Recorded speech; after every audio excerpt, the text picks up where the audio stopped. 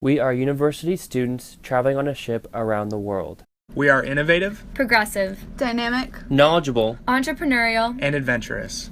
We are millennials, and we traveled around the world in search of people like us.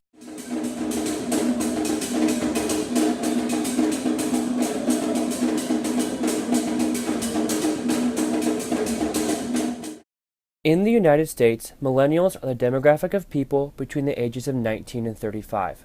Millennials are said to be the most influential generation to date. Our first location was Ghana, a young country with limitless opportunities for growth and social change. Alright, so the age bracket for millennials, or the people considered as millennials in Ghana, is 15 to 34. This is how they define their generation. They think their generation like to take risks. They think they're self-confident. They're more culturally diverse. In Ghana, and they have they are connected most importantly by music, entertainment, and what's them as cool. And they're quite powerful. In the last election, for instance, the last election was tilted heavily by millennial participation, and a lot of new voters. And now, from now to like 2020, you're seeing a lot of actions by all the political parties to recruit millennials, which reinforces the belief that they are really indeed massive and they cannot be ignored. We are preparing fufu. We are going to experience eating fufu, and if we can all look at me like this, I would like to invest, but I'm not getting exposure. The same applies to every youth in the country. Okay. Because people are willing to do a lot of things, but the environment is not there for them to invest it. You have a lot of passion, but where to invest will be the problem. So always you must look ahead, think in the future, so that you can plan toward this now.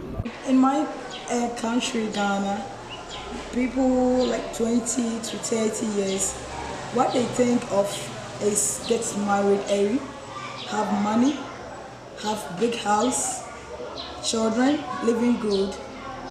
I know a lot of people, and even I'm trying to put mine to it. This clothing, this African top, it's some clothing line we're trying to bring out to the people to showcase Africa and other stuff.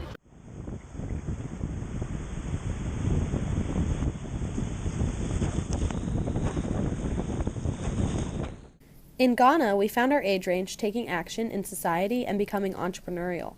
We can attribute these characteristics to their emerging market and their desire to become a part of the global economy. When we traveled to South Africa, we discovered the most adventurous population we've ever seen. Well, being surfers and so on, and from the West Coast, we mainly fairly adventurous, rock climbing and very outdoorsy and so on. I'd say very free-spirited kind of people. Okay. So we don't tend to go into business in the sense of being in an office and pushing pens and writing stuff all day. We try and be outdoors and have our business and jobs as well in the outdoor vibe. Yeah, so like you get asked a lot in Cape Town for being a surfer and outdoors and adventurous. They ask you a lot of time why do I work in a surf shop? Why not get a proper job?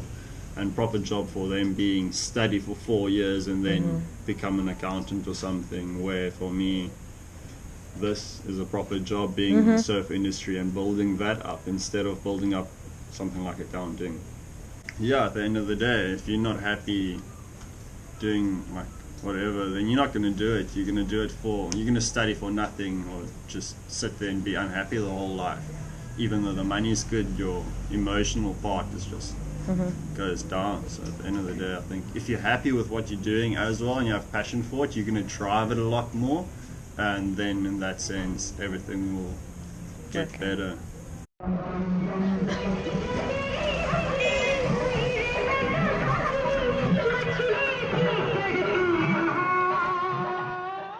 Fine, like while talking about young generations and what we are doing and the expectations from the other people from us is like India is a country where everyone's supposed to be a computer engineer or IT engineer, and they should not think apart from this. They should go on that way only. But when you at my age, if I'm saying I'm 24 and I'm thinking to do something innovative, then there is a great sense of oppose. Everyone will come out and they will say you are trying to spoil your life and you are not going on the right way. So at the first moment everyone will be like not supporting me.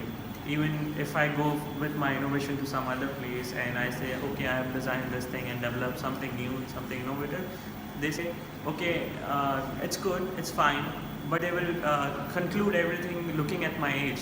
Okay, he's too young and maybe he's not too experienced in all those stuff. Things change in my life now. I'm having a lab, I'm having a place, I'm having a name, I am visiting places. So this is how there are different people, different perspective.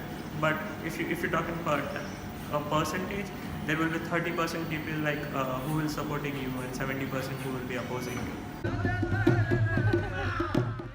Being able to talk with the head prosthetic engineer for Jaipur Foot gave us insight into how India standardizes education and career goals.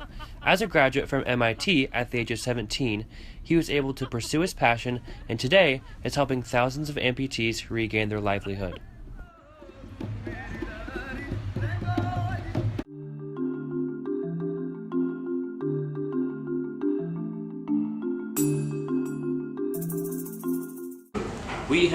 It's the second stage of the life, that's what we call it here. The For the first stage, it's from infant to about 18 or 20, we call that the first stage. The first stage is just to learn education. The second stage is to develop their life. And the third stage is to enjoy religion, that's what we call it here. So it's really similar with the second stage. We found that youth in Myanmar are eager to improve the state of living and political unrest in their own country. Compared to the new age of Myanmar, Vietnam has been integrated into the global economy for quite some time. Currently, youth in Vietnam strive to change the reputation of their previously war-torn country.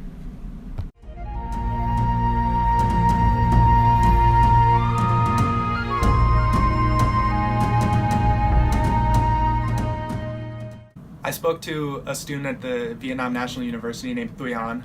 She spoke on behalf of the pressure that the current Vietnamese millennial generation, and specifically college students, face in society today. I have a quote from her that says, "Our generation is the future of Vietnam. The older generation looks at us to improve the future of Vietnam as best we can, and having that in our hands is cool." She talked a lot about how the pressure is inviting and how they're looked to improve the economic state of Vietnam in an Asian economy that is booming right now. And they look to the future as a positive, and they firmly believe that they can improve the future of Vietnam. The next leader, usually we are called the next leader of Vietnam. Yeah. Before coming here, I've met some international friends, and I know that it's sad, but for them, Vietnam is just a war country, and I think so because we look at our history. We've been invaded by so many countries, but I think that not only me, but a lot of young generation in Vietnam, we are working really hard to change that image. We want to promote like a really fun place, a lot of culture, a rich culture country, and a lot of nice food and beautiful landscape country to other people. I cannot live a day without internet.